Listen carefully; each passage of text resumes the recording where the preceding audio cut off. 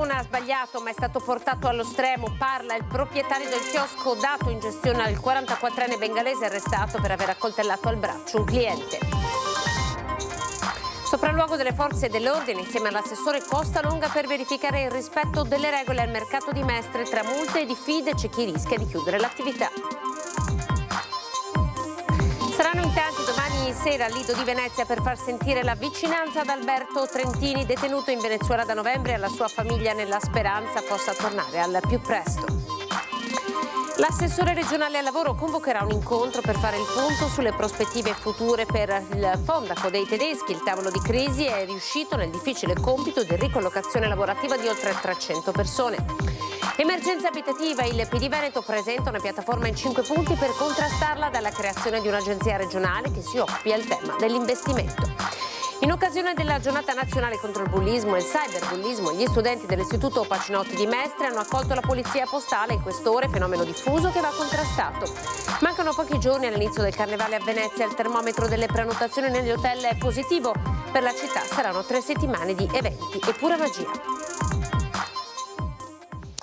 Ben ritrovati, buonasera. Il telegiornale di Venezia subito in Piazzale Roma perché Canaan è una brava persona, è stato portato allo stremo. Ascoltiamo subito il titolare del chiosco che era stato dato in gestione al 44enne bengalese. Dice è stato portato allo stremo, non ha nessuna colpa, riferendosi ovviamente al fatto di cronaca, all'accoltellamento di cui un'altra persona è rimasta vittima. Vediamo il servizio. Saranno 8-9 anni che è qui con noi, è sempre stata una persona corretta, una persona seria, una persona che non aveva mai avuto nessun problema. A parlare uno dei 3 proprietari del chiosco ora chiuso per 15 giorni su disposizione del questore Bonaccorso dopo l'accoltellamento di mercoledì sera, per cui Canaan H, il 44enne bengalese che gestisce l'attività a pochi passi dai giardini Papadopoli, è stato arrestato. La vittima, ferita al braccio, è un 28enne torinese che frequenta Venezia e che, secondo quanto riferito dal 44enne prima dell'udienza per direttissima, avrebbe chiesto insistentemente da bere e al rifiuto del commerciante che lo vedeva alterato sarebbero iniziate offese e strattoni fino all'accoltellamento. Io ci ho parlato ieri e è molto arrabbiato, però da una parte anche gli dispiace di quello che è successo perché non voleva arrivare a sto punto. Però. A Piazzale Roma è diventato impossibile lavorare, dicono in molti. Qui in Piazzale Roma ormai è diventato una casba e c'è di tutto e di più. E purtroppo sta gente qua si mette dappertutto, a parte la droga, e poi finché fanno i fatti loro va tutto bene, ma quando vengono a uno che sta qua a lavorare 10-12 ore al giorno con tutte le intemperie, caldo o freddo che sia, insomma non deve stare tranquillo, deve lavorare. Lui, questo qua c'ha famiglia e non è giusto che sia trattato in questa maniera qua. Sembrerebbe che tutte le colpe siano sue di lui. Sicuramente avrà sbagliato, però bisogna anche avere un attimo una mano sulla coscienza. Una cosa sicura è che purtroppo qui non ci sono sorveglianze. Qui non c'è nessuno che controlla. Il questore però, così come la polizia locale, assicurano che la zona, che dal 14 febbraio con l'inizio del carnevale diventerà rossa, è controllata. Azioni che stanno mirando ad un abbattimento dei livelli di pericolosità sociale e quindi conseguentemente ad un minor numero di fatti reato, ma anche ad un abbattimento della percezione di insicurezza della collettività. I dati sono sicuramente, i dati dell'attività preventiva e dell'attività repressiva sono dati in forte crescita, e questo testimonia un'azione costante sul territorio. Il bengalese è stato arrestato per lesioni aggravate. Il giudice ha rinviato il processo al 17 febbraio, convalidando l'arresto senza emettere alcuna misura cautelare, considerando l'occasionalità dello scontro e il fatto che fosse incensurato. Sopralluogo delle forze dell'ordine insieme all'assessore Costalonga per verificare il rispetto delle regole al mercato di Mestre. Vediamo com'è andata.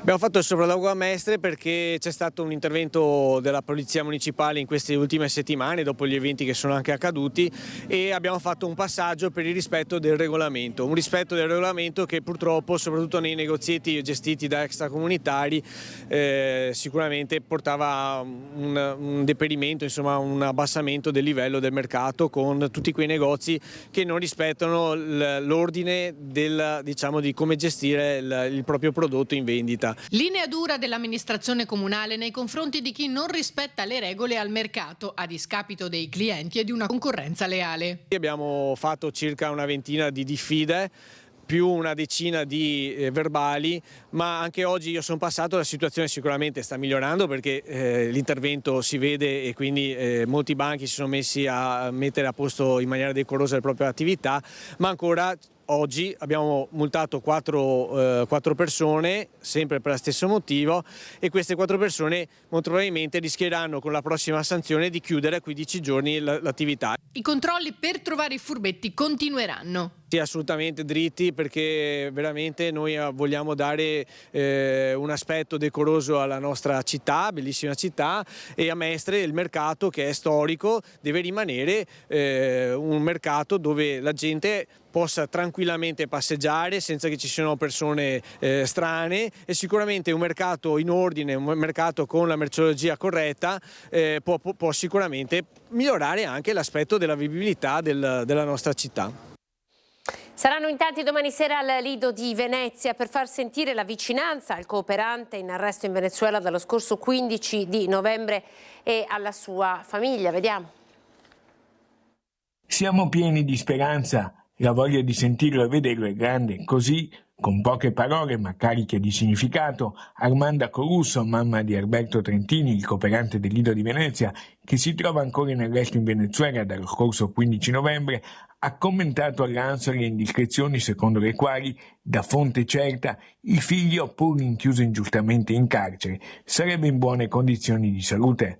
La speranza della mamma e papà Trentini è la stessa che anima gli amici di Alberto, che domani sera si troveranno come promesso in piazza Sant'Antonio al Lido di Venezia davanti alla chiesa per la fiaccolata pacifica e stanziale. I promotori saranno già lì dalle ore 18. Ci saranno amici, colleghi che prenderanno la parola, tra questi anche il parroco Don Renato Mazzui, a Beppe Calcia di Mediterranea Assembly Humans e altri.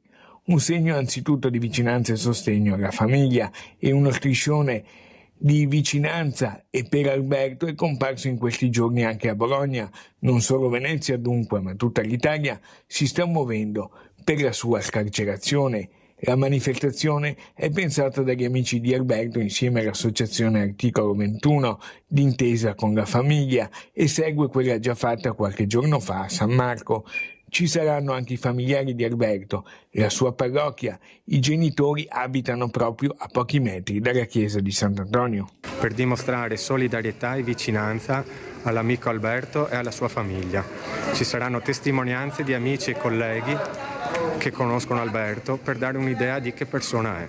Tutto ciò nel pieno rispetto delle attività delle istituzioni italiane e del lavoro dell'avvocato Ballerini, che si stanno impegnando per il rientro di Alberto in Italia. Fondaco dei tedeschi, a marzo un nuovo tavolo in regione per fare il punto. Intanto sono state ricollocate 300 persone. Secondo noi è stato fatto un ottimo lavoro, un ottimo risultato di squadra. Quando il 19 dicembre i dipendenti del Fondaco dei tedeschi si riunirono in assemblea con ancora addosso lo shock dell'annuncio di chiusura del cosiddetto polo del lusso di Rialto, forse neanche i più ottimisti tra i lavoratori e i sindacalisti si sarebbero aspettati un epilogo del genere appena un mese e mezzo dopo, con il ricollocamento anche dei lavoratori in appalto. Ci sarà un incontro futuro per quanto riguarda le imprese di pulizie. La Vigilanza ha manifestato l'idea concreta di ricollocare tutti i lavoratori nella provincia di Venezia e anche il settore della ristorazione. L'AIMO ha, per portavoce del suo procuratore, ha ritenuto affermare che tutti i lavoratori della ristorazione saranno ricollocati. Quello che riguarda la settantina di lavoratori esterni segue di 2 settimane l'accordo raggiunto al tavolo di crisi aperto dalla Regione Veneto per i 226 dipendenti diretti di DFS Italia, l'azienda che gestiva l'attività commerciale del Fondaco.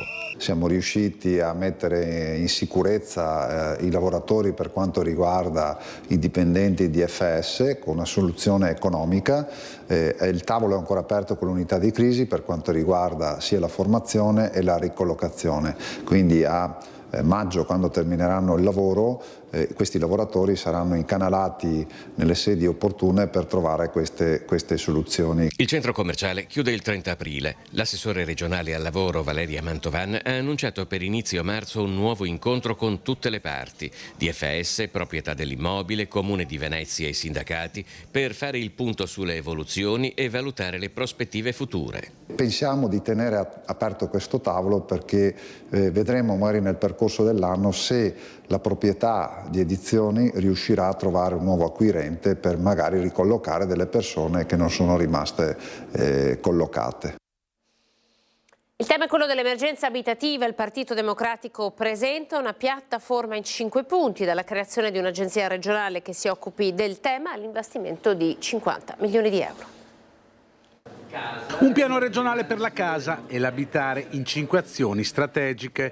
Questa è l'iniziativa presentata dal Partito Democratico Veneto, 5 azioni concrete per garantire a tutti il diritto alla casa. Innanzitutto la costituzione di un'agenzia per la casa in grado di coordinare gli interventi, un finanziamento apposito di 50 milioni all'anno per garantire le risorse per recuperare il patrimonio edilizio, per costruire nuovi alloggi, ancora un'attenzione particolare per la casa in favore degli studenti e dei lavoratori, una serie di misure a tutela di quelli che sono più deboli rispetto agli sfratti o rispetto alla morosità incolpevole, poi anche qualche misura che proponiamo di natura fiscale per fare in modo che i lavoratori possano venire nella nostra regione e magari avere delle agevolazioni fiscali per poter fare fronte a quelle che sono le spese dell'abitazione. In Veneto sono 49.000 le case di edilizia popolare per gli esponenti del Partito Democratico, ne mancano almeno 20.000.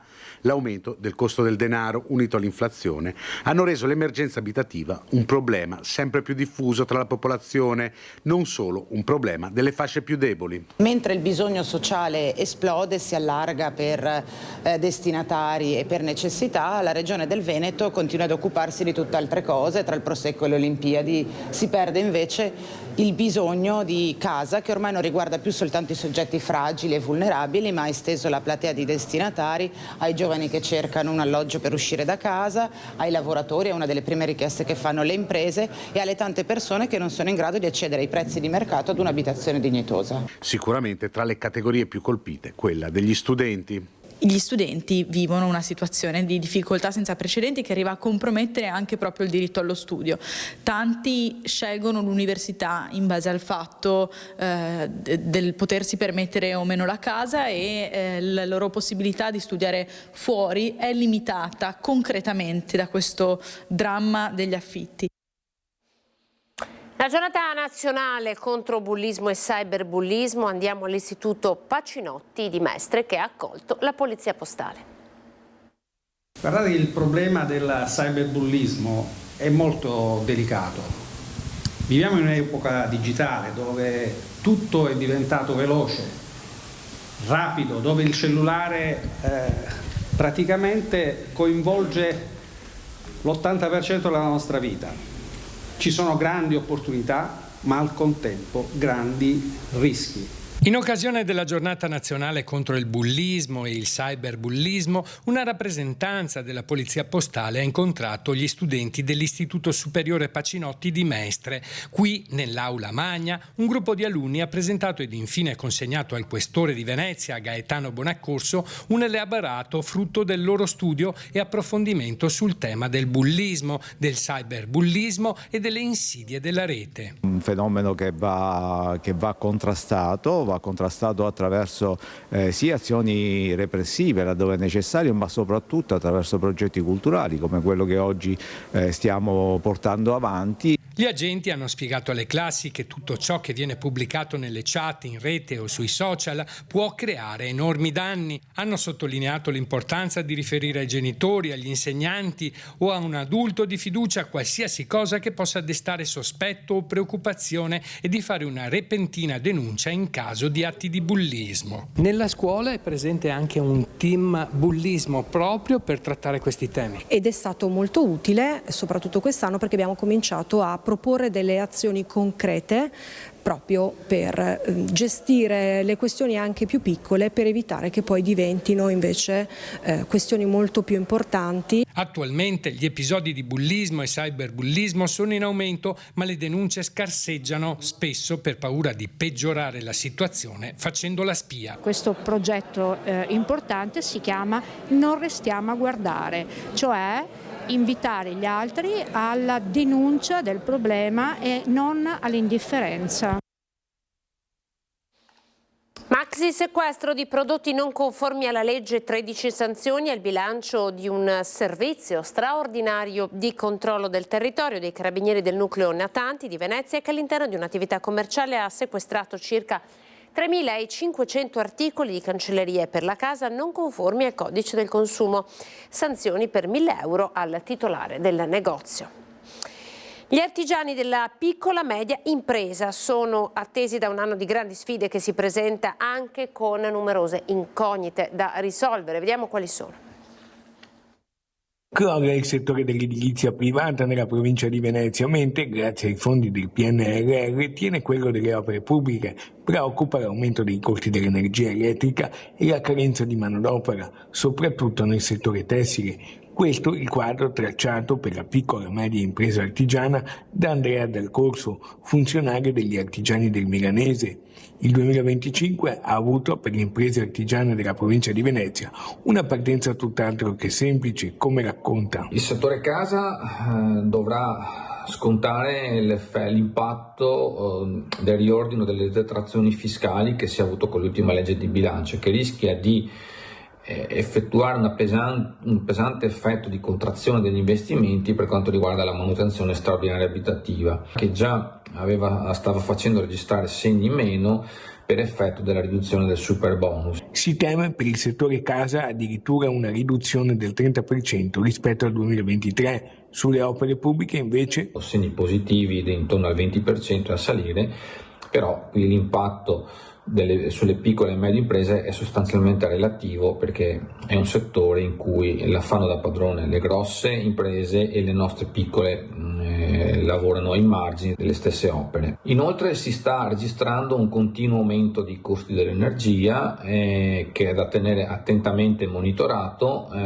per effetto delle restrizioni che si stanno avendo sul mercato delle materie prime energetiche. Cronica la carenza di manodopera, operai e maestranze. Difficile ricambio generazionale e l'entrata di nuove attività che di fatto rendono meno appetibile il lavoro artigiano e la difficoltà di reperimento di manodopera qualificata che continua ad esserci nel settore. Infine va detto che anche il settore tessile sta registrando dei momenti di crisi, non ultimo l'aumento delle ore di cassa integrazione. E siamo al Carnevale, il termometro delle prenotazioni nelle camere degli hotel veneziani pare essere molto positivo. Vediamo qualche numero. A una settimana esatta dall'inizio del Carnevale, che si aprirà a Venezia il 14 febbraio, giorno di San Valentino e festa degli innamorati, gli albergatori in laguna possono già fare un primo quadro delle aspettative e delle previsioni degli arrivi in città, in base all'andamento delle prenotazioni delle camere negli hotel. Il direttore dell'Associazione Veneziana Albergatori, Claudio Scarpa, è molto positivo. Sarà un carnevale estremamente positivo in termini di prenotazioni e di fatturati. Lo diciamo perché è un carnevale alto, un carnevale che arriva quindi con la bella stagione, e festeggiarlo in questo periodo dell'anno e non a gennaio, quando ancora le temperature sono molto rigide, sicuramente incentiverà i turisti a venire a Venezia. Fioccano già le prenotazioni per un carnevale nel segno di Giacomo Casanova. Sui 2 weekend abbiamo delle buone prenotazioni e già cominciano ad arrivare prenotazioni anche per il periodo periodo infrasettimanale. La kermesse animerà Cagli e Campielli, ma anche le isole dell'estuario e la terraferma, dal 14 febbraio fino al 4 marzo, giorno di Martedì Grasso, e da qui si potranno avere interessanti proiezioni di come andrà la stagione turistica 2025 in città. Se il carnevale è positivo di solito è anche il resto dell'anno, e sotto questo aspetto gli albergatori hanno sempre una grandissima speranza, perché, ripeto, un carnevale alto dovrebbe essere un carnevale assolutamente positivo. Rimaniamo in attesa comunque di avere dati più consistenti, più concreti, e questo dovrebbe essere nell'arco di un 5-6 giorni. Ci fermiamo, era l'ultimo servizio, grazie per essere stati in nostra compagnia. Dopo di noi c'è il telegiornale di Treviso, arrivederci.